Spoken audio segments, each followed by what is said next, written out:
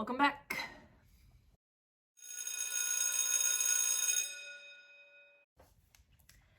We're having another work day, aka I don't want to do my grad school homework right now, so I am putting it off by doing things that are definitely not a priority. It's fine, I'll get stuff turned in. Everything that's due today is turned in. That's the important part. But today I am working on organizing my grammar files and creating kind of differentiated notes for specifically my ELL students. I know for a fact I'm gonna have at least 4 ELL students in my class next year, and honestly probably more, but so for some stuff I don't have to make separate resources for my ELL kids, they just get differentiated instruction.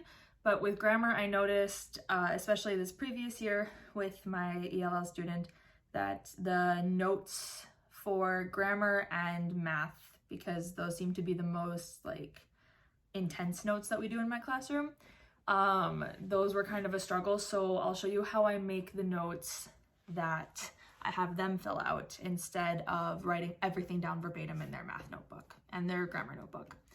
All right, so I'm trying a different way to screen record this time because, okay, there we go. So we have my thing pulled up for my grammar.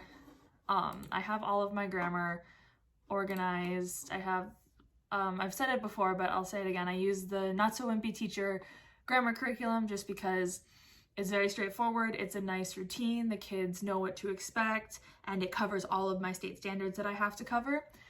So I have it organized. She does it into 4 units, and I am almost done with the first unit. So I'll go unit 1, and I am working on number 7, which is conjunctions.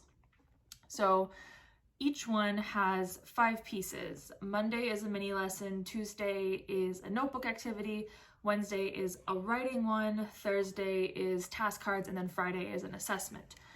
So the first thing I'm going to do is I need to make a new assessment because unless there is an update, and I haven't found this yet, which as of the time of recording this, I have not found an update, but the 3rd and 4th units have already made Google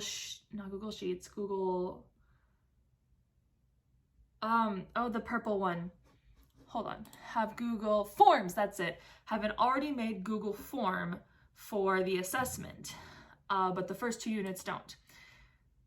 So I'm just making my own, which it's super easy. So I'll show you how to do that. So when you open up a new Google form, you get this, and the first thing I do is customize the theme to what I like. I like this Paytone one as my header, and then I use League Spartan. And then I just leave it purple because when I color code my classes in the classroom, grammar is purple. So I'm just gonna leave it purple because it goes with my color coding theme. And then I'm doing conjunctions, so I'm gonna rename the form Conjunctions Quiz. There we go.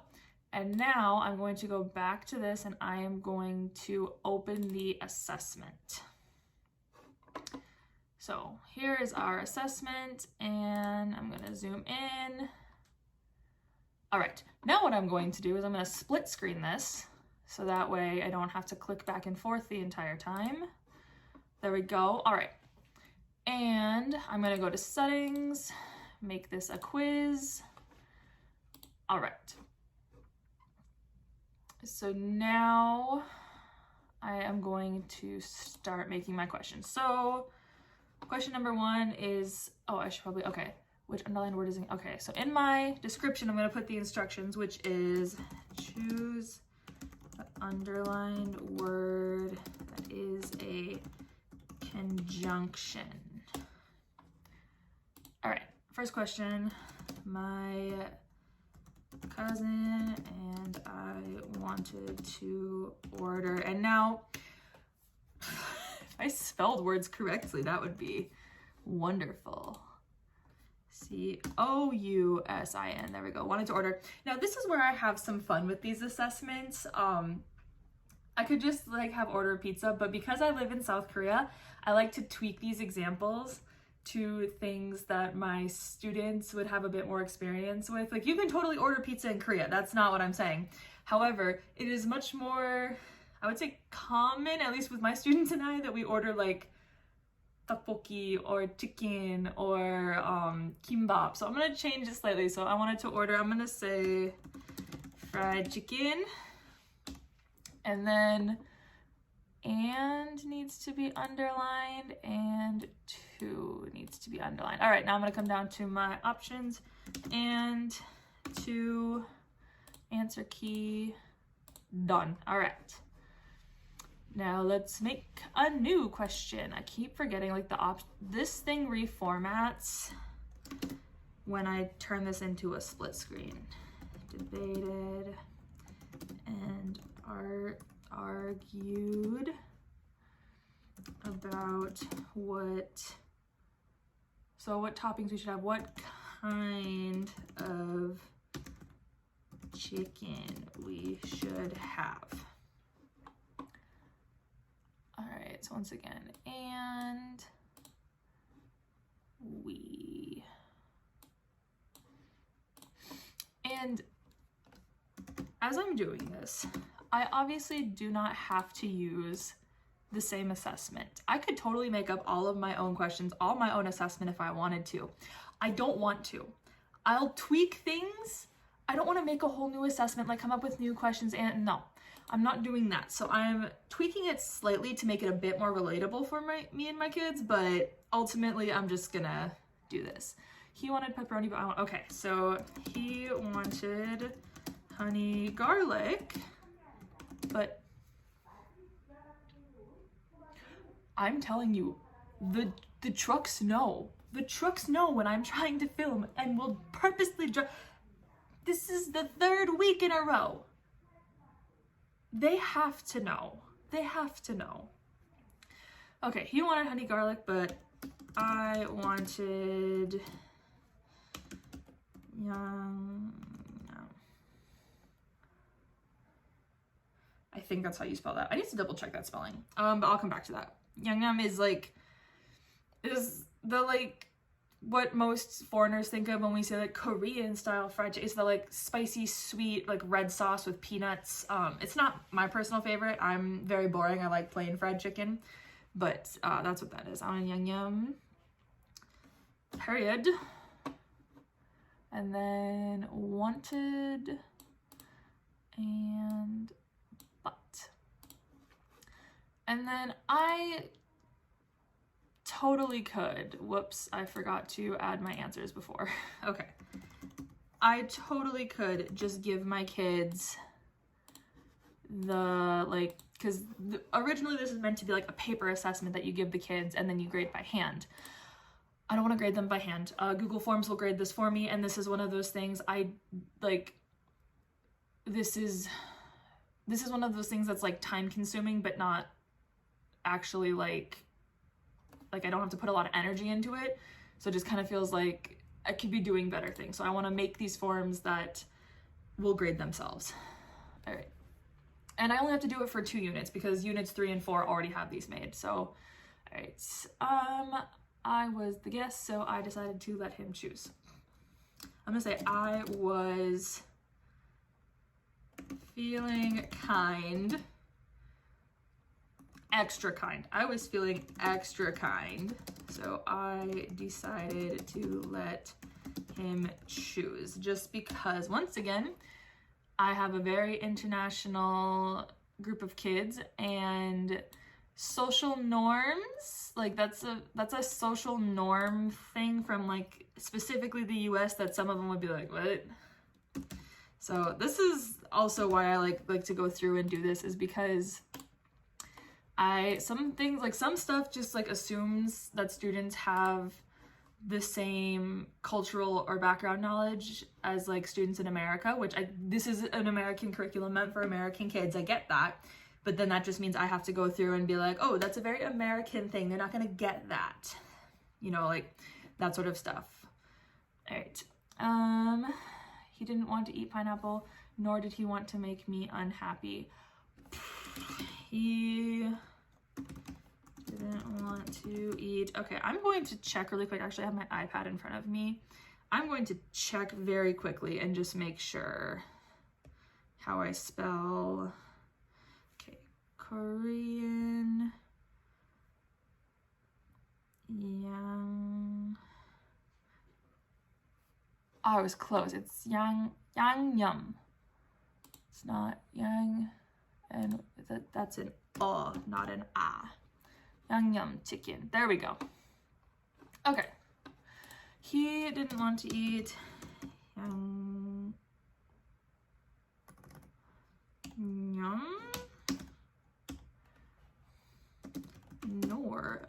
Nor did he want to make me unhappy. Okay, there's a space there. Nor and me. The other thing I appreciate about these is they're only 10 questions long, which I will say.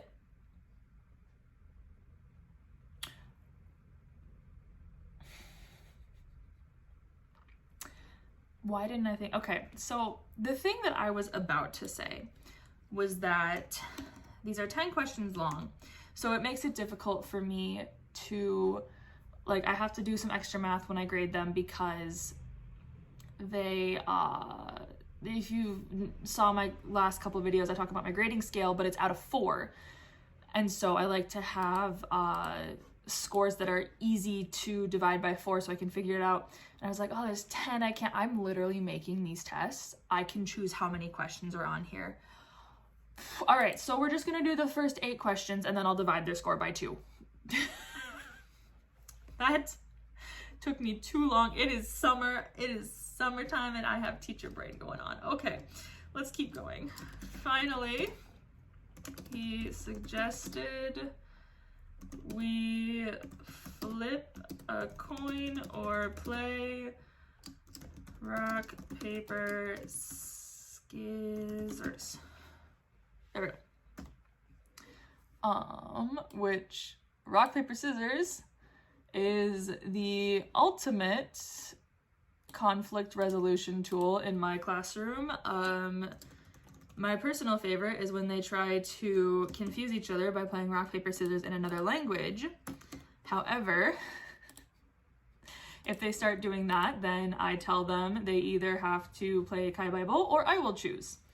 And if it comes to me choosing, then they suddenly have the ability to play Kaibai nicely. All right, I won the coin flip. Nope. Yet, I thought of a better idea. All right, no, yet, and up.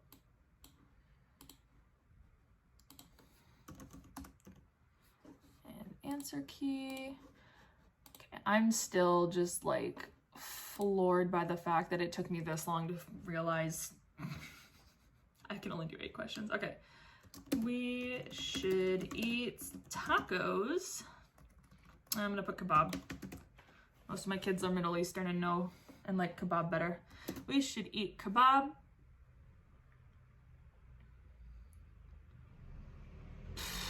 For this would settle the pizza. Nope, not pizza. We said chicken debate. All right. For debate. There we go. All right.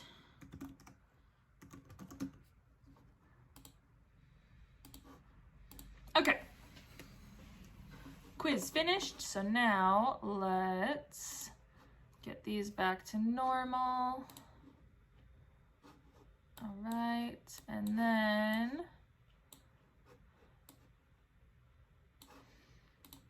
all right. So I have finished my conjunctions quiz. Everything looks good. And oh no, it's Yangnyeom, it's spelled.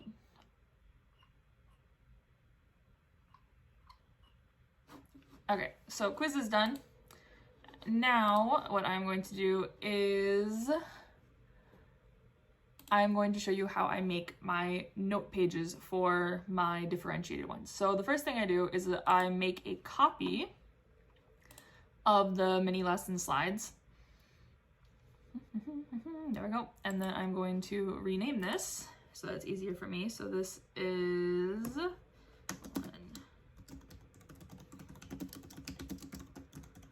and then the reason I put the 1 there is because I go through and I'll number all of the things in the order I'm going to do them, just because it makes it easier for me when I'm actually doing this. And then let's open my mini lesson. And all right, so these are the slides that come with the Not So Wimpy Teacher curriculum. The first thing I'm going to do is I'm going to delete this first slide, and then what's this? How many conjunctions can you remember?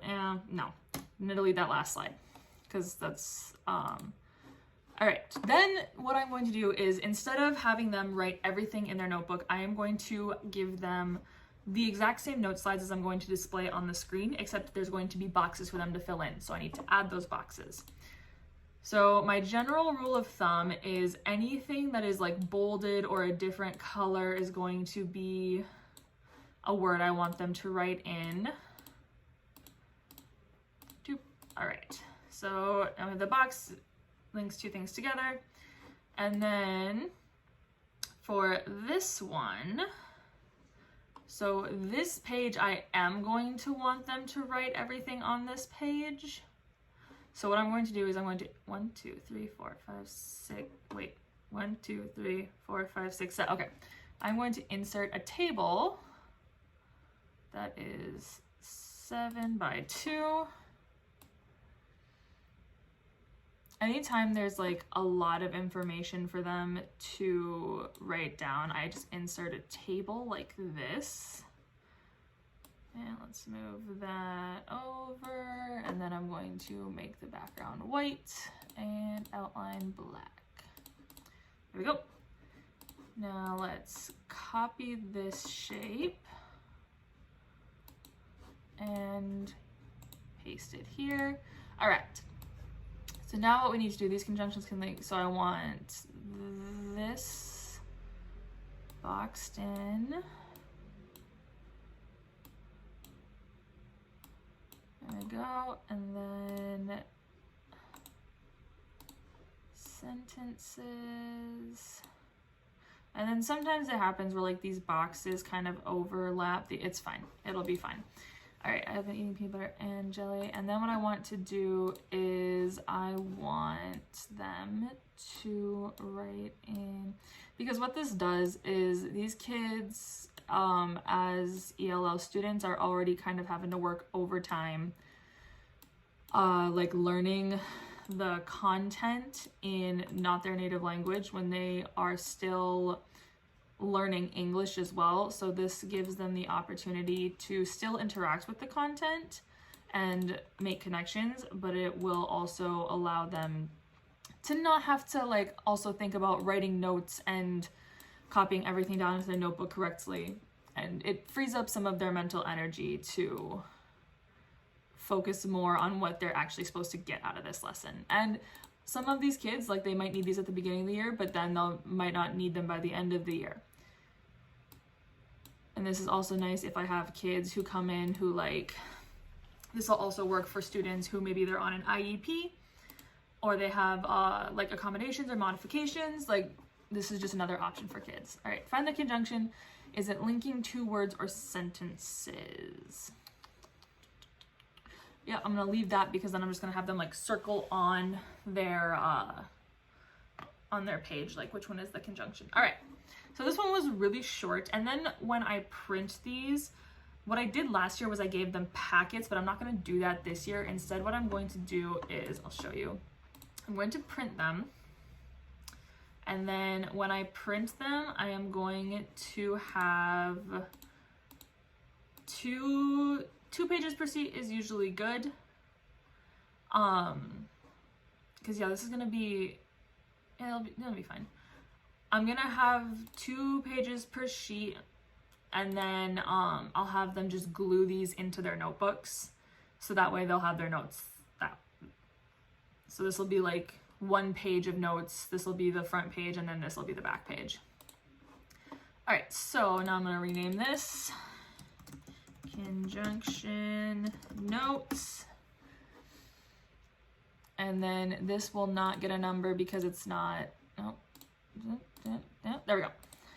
Okay, so that's day 1. Day 2 is the notebook activity, which this is what the notebook activity looks like. The kids cut it out, glue it into their notebook, which by week 7, they've figured out how to, how to do this. They've got it together. They know how it needs to be cut. They know if they see boxes like this, that it's flaps, like we go over that. They've got this. So this doesn't need any sort of modifications. Wednesday writing, I don't really do the Wednesday writing. Instead, so this is day 3. Like, I still keep it so I have it. I should probably do the notebook activity.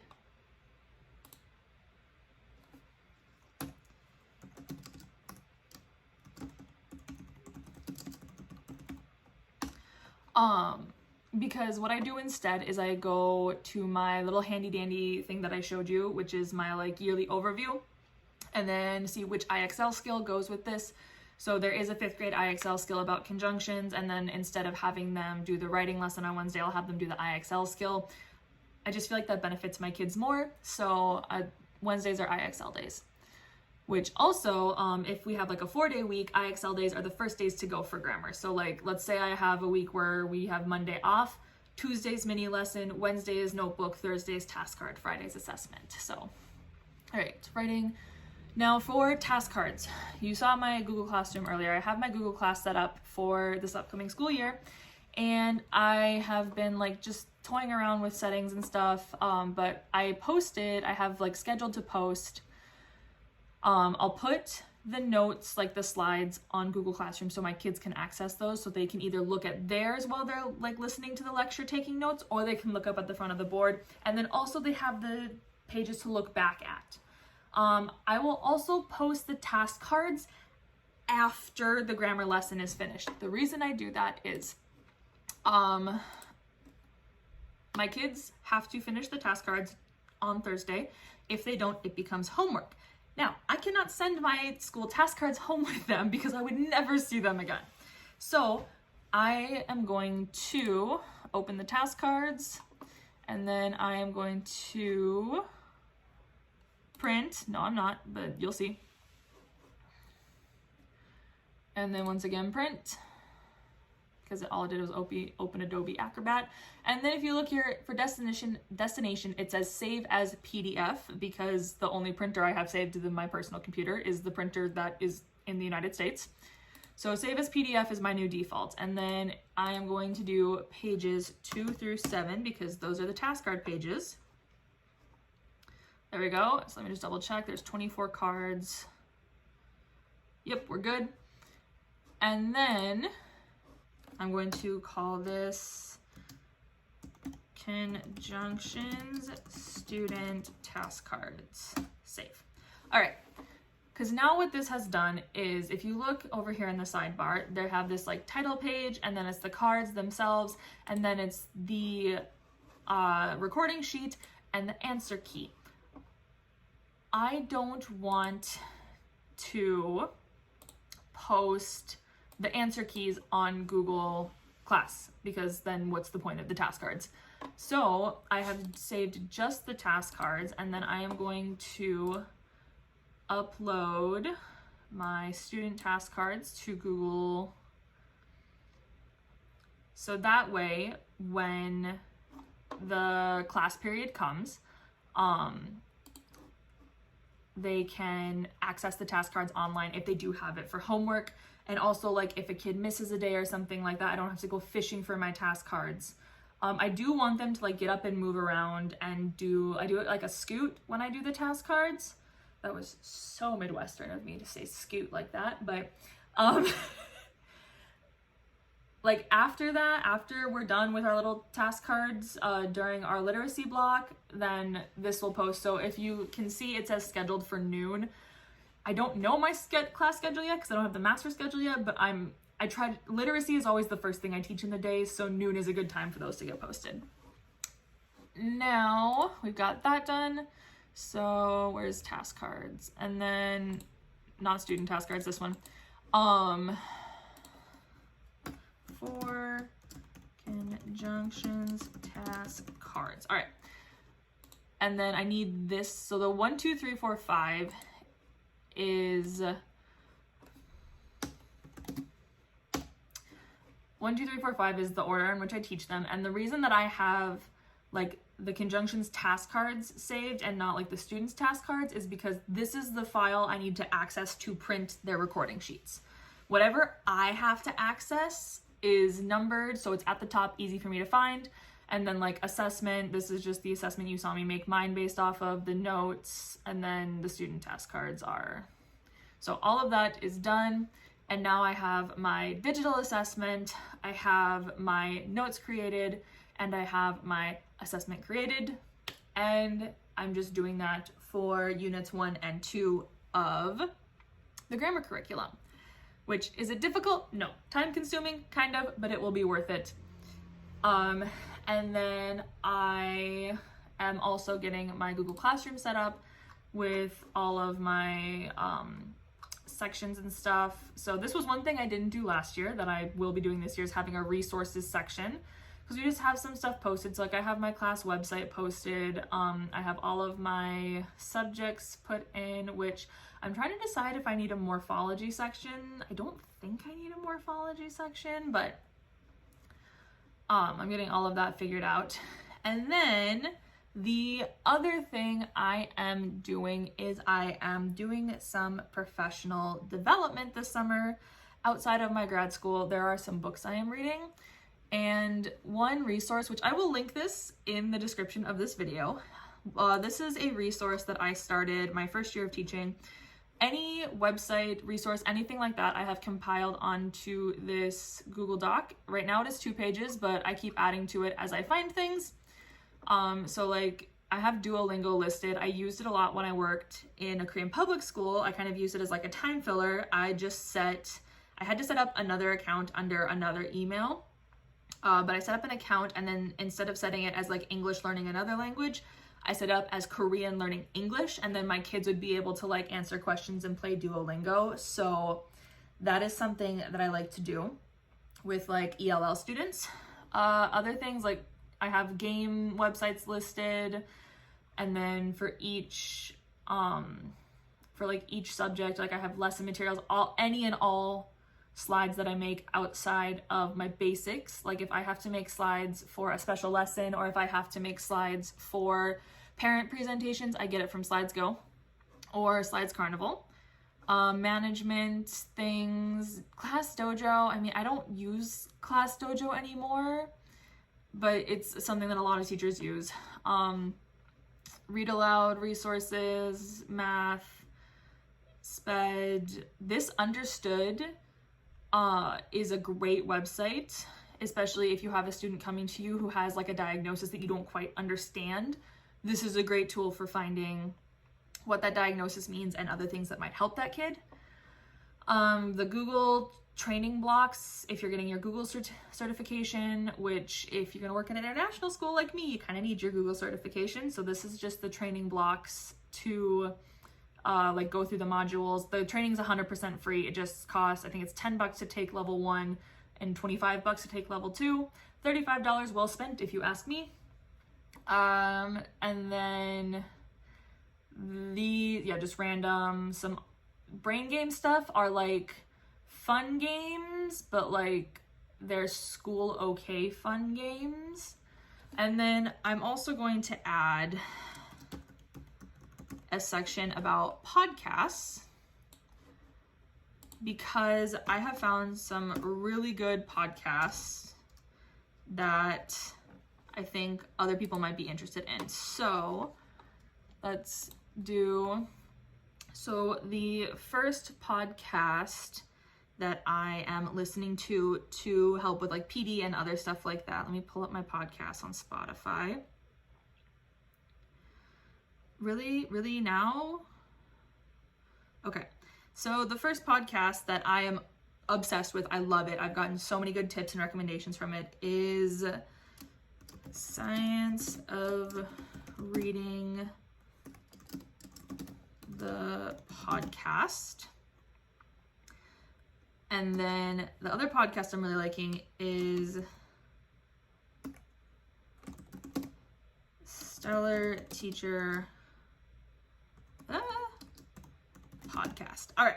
And then I need to go back and like figure out the best way to link these. I listen to podcasts on Spotify, but I know not everyone does on Spotify, so I'll figure out the best way that I can link these. But I will hyperlink these to a place where you can listen to these podcasts. They're both really good, very helpful. I've really enjoyed listening to them. But yeah, and then I have a section about books that I have really liked. And then I have this at the bottom, which is like a website I need to explore more. It's more like I need to figure out how I can utilize it, because right now it's like good, but I don't know how to use it like with my students. So, but yeah, I will link this document. You should be able to access it. I'll go in and make sure the settings are set up so anyone can access it, no problem. And you can go ahead and explore these resources for yourself, see if they're helpful.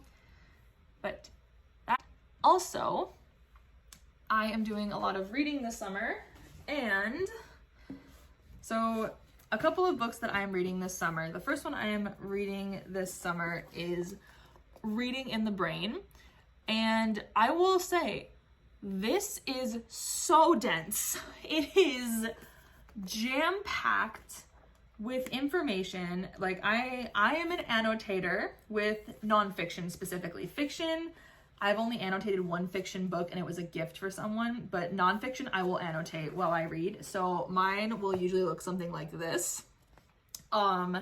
This is so dense and so dry, but it's a lot of really good information. So this is one that I read in very small chunks, and then reward myself by reading my fantasy novels.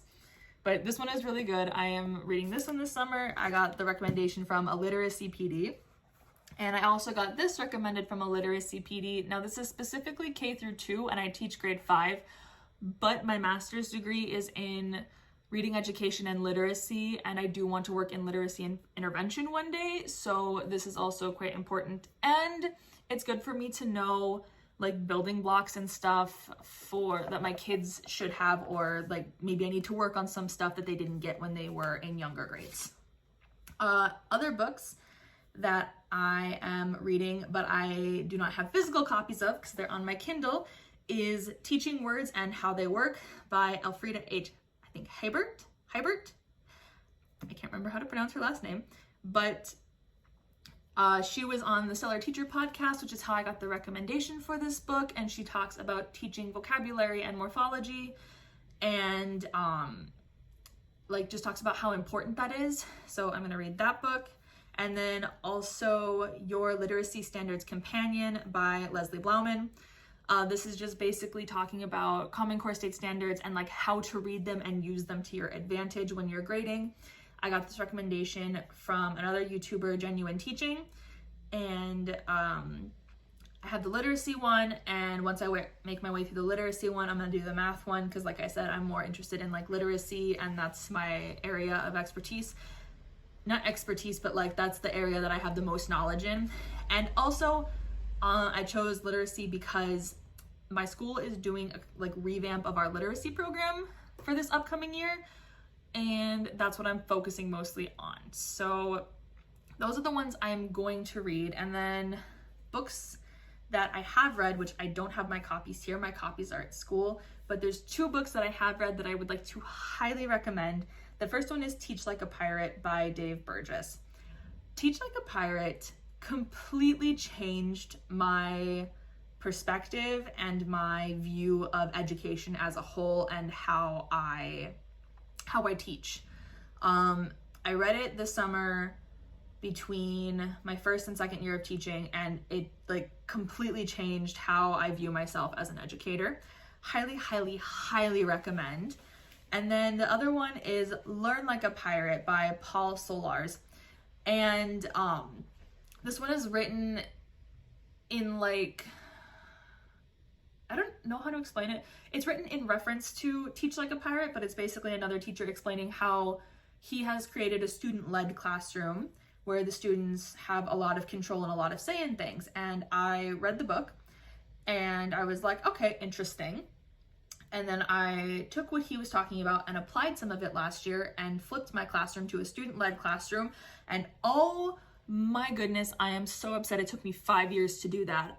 Having a student-led classroom is one of the best decisions I ever made, mostly because I don't have to keep track of a lot of things anymore. My kids keep track of the time for me now. My kids keep track of our schedule. My kids do most things in the classroom. I just have to worry about actually teaching them. A lot of like management things and other stuff like that, I don't have to worry about anymore. So that book was huge as well, super helpful. Obviously I don't take everything from every book that I read. Some stuff just doesn't apply to me or doesn't apply to my circumstances, but those two books, Teach Like a Pirate and Learn Like a Pirate, a lot of really good information in that one. And then I'm also going through, so the lady who does Stellar Teacher Podcast, she has a lot of TPT resources, and on her Instagram she also has a lot of resources that she will give you if you just like comment or message her. So one of the things she has is this like reading helpful guide, which is super nice, super helpful. And then I just requested like a writing one as well, so I'm kind of going through her stuff. And I'm also like, I've decided to add morphology as a literacy component for next year, and it's her morphology stuff that I am using in my classroom. So I really like her stuff. She's really awesome. She has a lot of really good, helpful things, and it's very like my style as well. Very neat, very clean, the rainbow colors, like this is my style. So those are some resources I recommend to you. If you are a first-year teacher or like a student teacher, I really recommend those books if you have not had to read them yet already. But there we go, another work day in my life. If you have any questions or you want to see something specific from me, drop it down in the comments and I will get on that. But yeah, I'm just gonna keep filming like how I'm setting things up for the upcoming school year. All right, bye-bye.